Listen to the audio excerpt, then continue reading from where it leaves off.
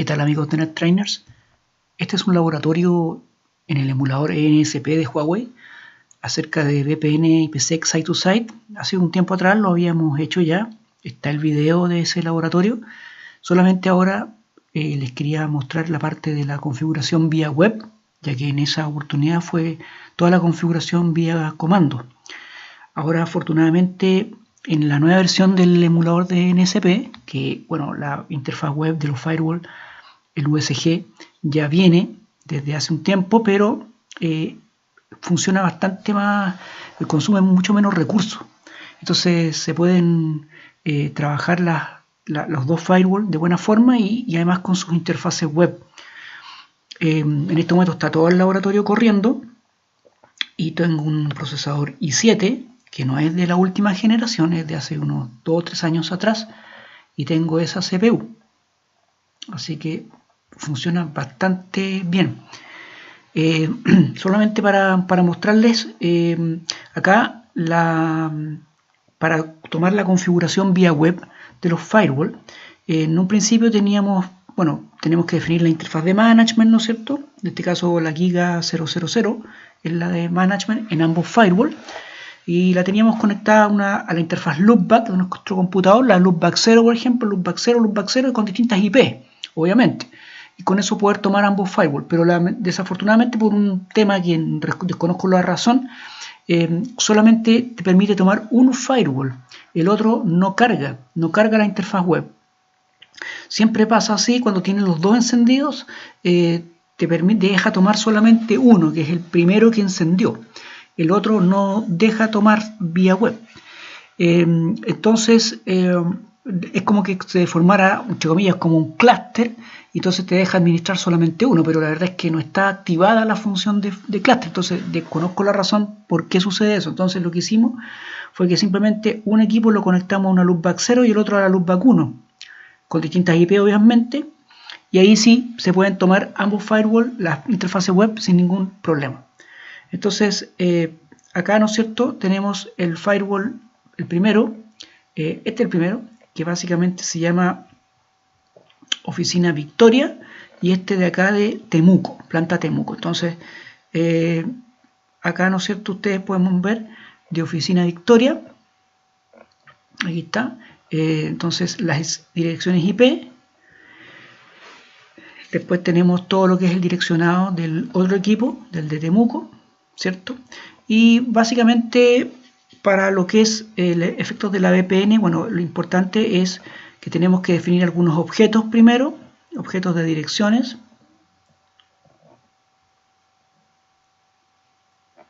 Aquí básicamente para definir lo que es la red local de Victoria, lo que es la red local de Temuco.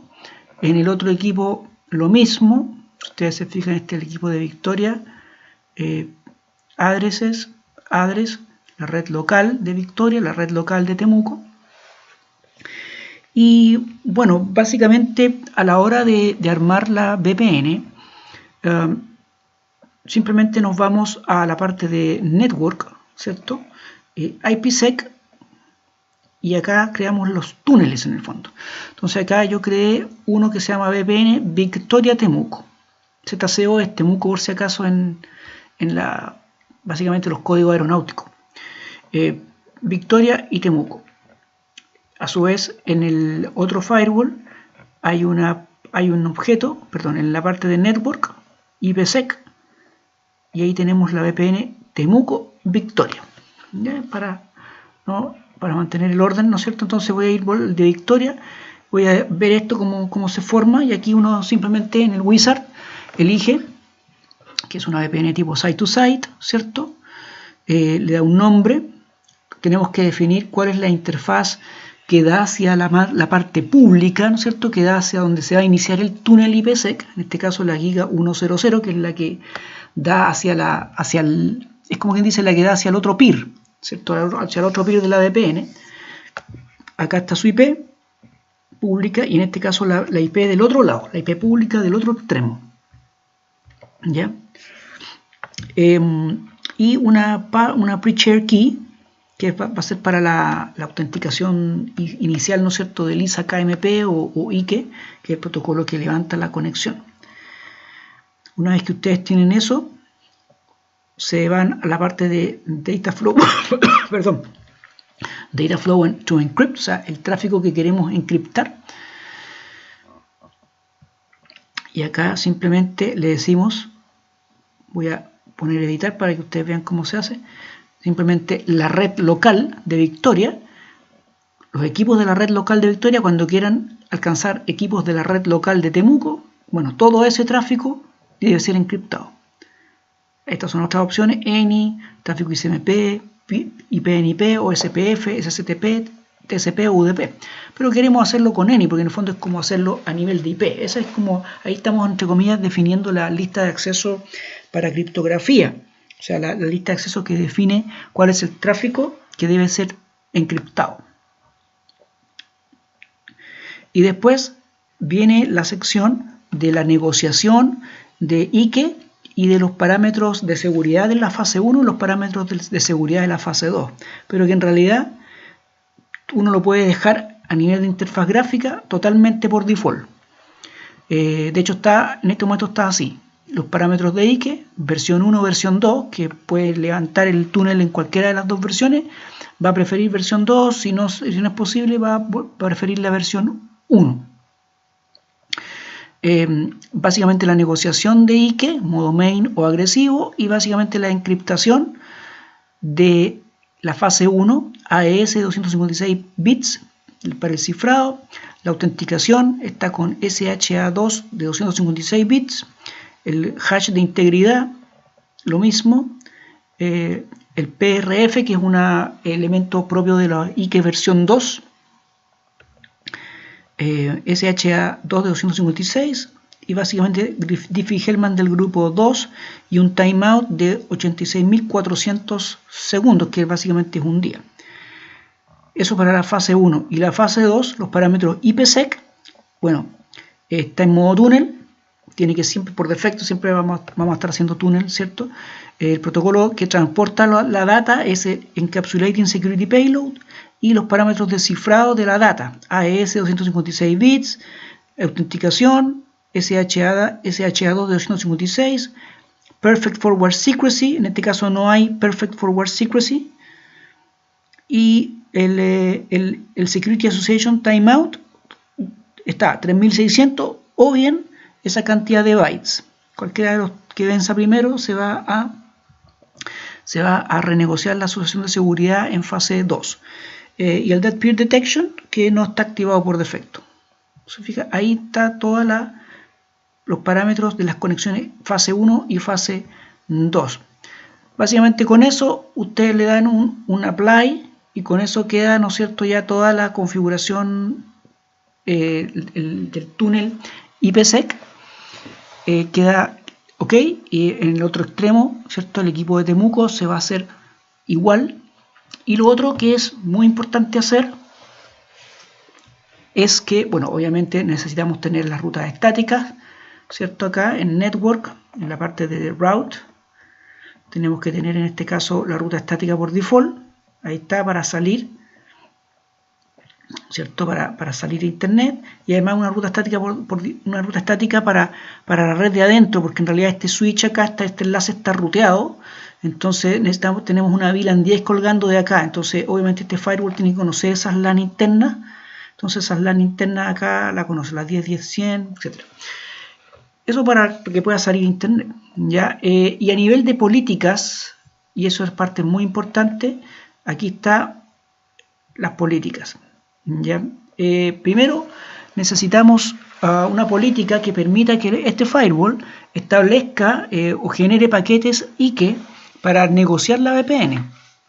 Entonces esos paquetes IKE normalmente se crea una política que es la VPN local, una VPN local out, para que paquetes puedan salir del firewall, paquetes IKE puedan salir del firewall para poder comenzar la negociación, y a su vez los paquetes IKE que vienen del otro firewall también puedan ser aceptados, ya, por si es que es el otro firewall el que inicia la conexión. Entonces tiene que haber una VPN local out y una VPN local in. Veamos esta VPN local out. Entonces básicamente la security, la source zone, la zona de origen, es local, porque es paquetes que se originan en el firewall.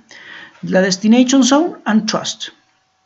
La source address es la IP pública del firewall, la IP local, y la destination address es la IP pública del firewall remoto. ¿Ok? Todo lo demás está en any, simplemente, y permit. ¿Ok? Con eso queda lista esa VPN local out.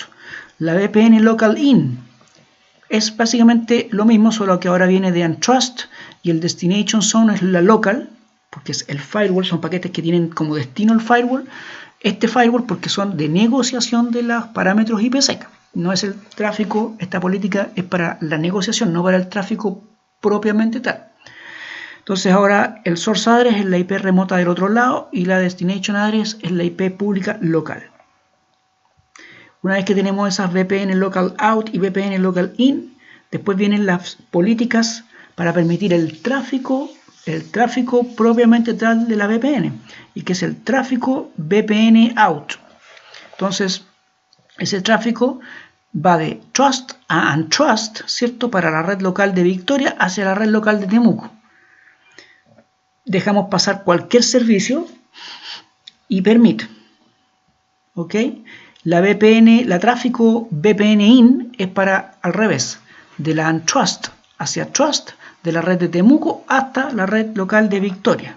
Todo lo demás con any y queda lista. Entonces ahí ya con esas cuatro, básicamente esas cuatro políticas son para el tráfico VPN que debe negociarse, y después propiamente tal el tráfico de la data misma que debe ser pasado por los firewall y también necesita esas políticas.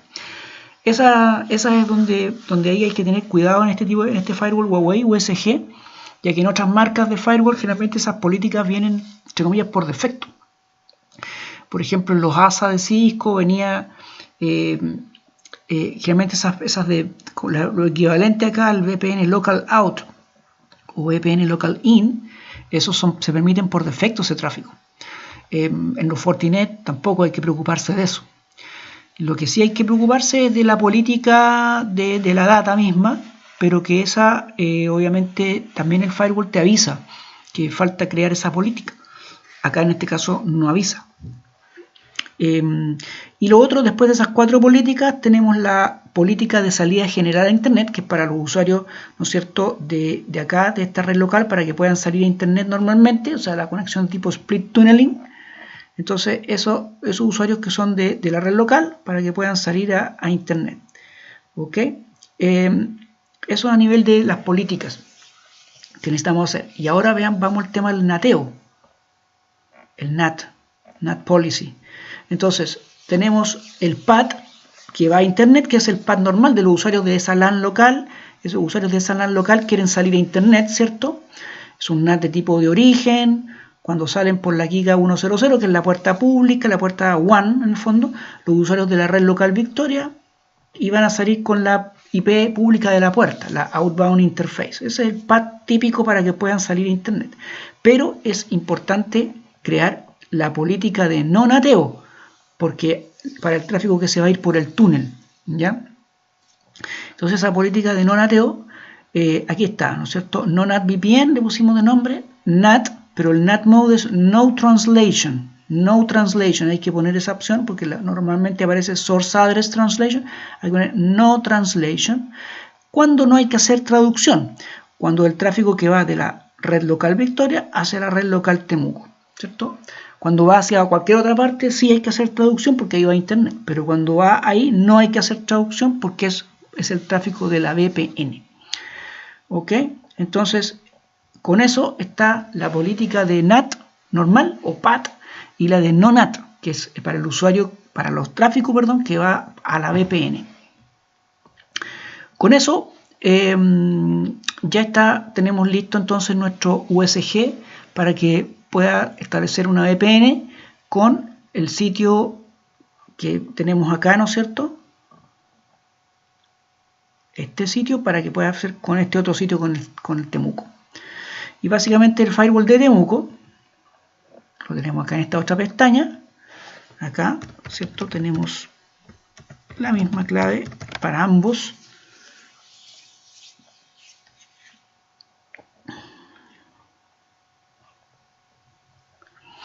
Entonces ustedes van a ver que es idéntico los objetos, ya les mostré, y nos vamos a la network, la IPsec, y para ver la conexión, el túnel IPsec, en este caso Temuco Victoria, y ahí, ¿no es cierto?, tenemos eso. Después el flow, la data que hay que encriptar, que en el fondo es la IPsec, la ACL de criptografía. Ahí estamos. Y los otros son los parámetros de las negociaciones, parámetros de seguridad, que está por defecto. Ni siquiera lo tocamos y por ende está idéntico a cada lado. ¿Ok? Después de eso, las políticas, las mismas. Las del tráfico de IKE para la negociación, VPN Local Out, VPN Local In, las políticas para el tráfico, VPN Out, VPN In, ¿cierto? De hecho, en estas políticas de VPN Out y VPN In, aquí está para ENI, ¿eh? Uno podría acá hacerlo más acotado y poner ESP, porque es el tráfico que va, esas políticas para el tráfico de la VPN propiamente tal, que es el tráfico de Encapsulating Security Payload.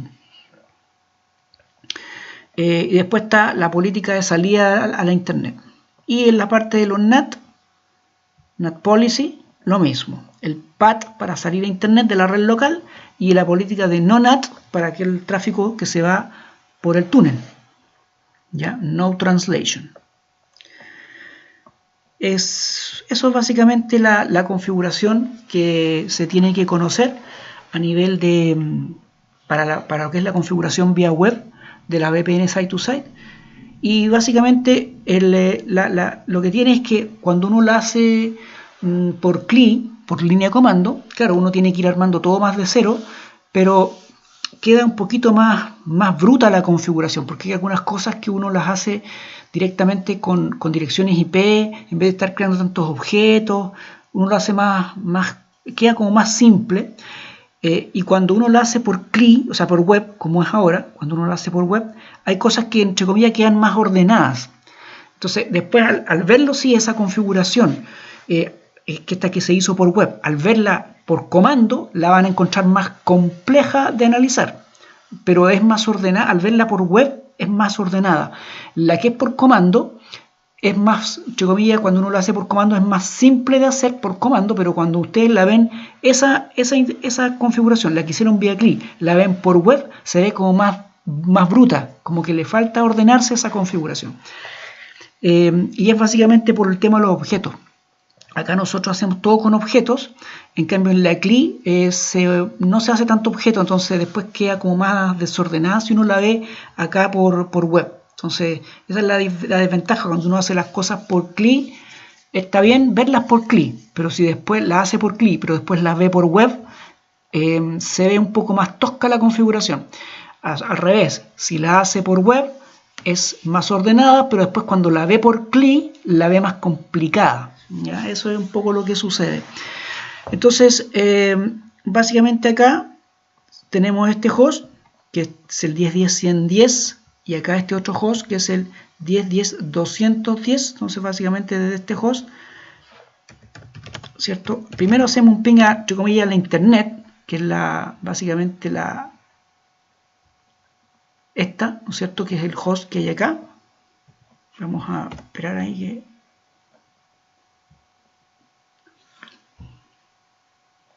A ver si demora. Ahí sí. Ahí estamos saliendo a internet. Desde este de acá también estamos saliendo. Los dos hosts tienen conectividad. Eso fue básicamente la política de NAT de salida a internet y el NAT general de la puerta. El NAT general que hicimos en estos dos firewalls. Y ahora, ¿no es cierto? Entonces un ping a la 10.200.10, que es el host de Temuco. Y ahí, ¿no es cierto?, tenemos la conectividad. Ya la VPN establecida. Ok. Si acá tenemos, nos vamos a nuestro firewall, por ejemplo el de Victoria, Network, IPsec, entonces hay un monitor, ahí tenemos entonces la VPN está establecida. Ok. El status succeeded. la parte de IKE, el IKE, ¿no es cierto? La negociación IKE succeeded y la parte de IPsec succeeded, ¿ya? Acá básicamente más opciones. No, me da simplemente para refrescar, no me da como más detalle a ese nivel, ¿ya? Simplemente la red de origen que forma la VPN, la destination y el protocolo está any porque está para cualquier IP, para cualquier tráfico IP, digamos, o en rigor any. El algoritmo con que se está haciendo la encriptación y también el hatching, los principales, la local address y la remote address. Y básicamente el nombre acá, ¿cierto? Que es la VPN Victoria Temuco. ¿Ok? Básicamente, bueno, monitor, hay un menú especial monitor que ahí son básicamente otros temas más del firewall, más de la caja, de los login, etcétera, algunas alertas que se pueden haber producido, pero no tienen que ver con lo que es la VPN en este caso. Ok, entonces básicamente ahí está la configuración en este momento de la VPN IPsec site to site, pero usando solamente las interfaces web que nos trae ahora incorporadas, ¿no es cierto? Y que ahora se puede trabajar bastante mejor desde el punto de vista de la CPU, no utiliza muy poca CPU. Y tengan en cuenta esa consideración que hay que conectar los firewalls a distintas loopbacks. Ya si uno lo conecta a una misma loopback y están en un mismo dominio de broadcast, como que algo sucede entre los firewalls que uno se desactiva y el otro solamente queda activo y uno no puede tomar los dos al mismo tiempo vía web. En cambio los conectan a dos loopbacks distintas y ningún problema. Eso es lo que les quería compartir en esta oportunidad.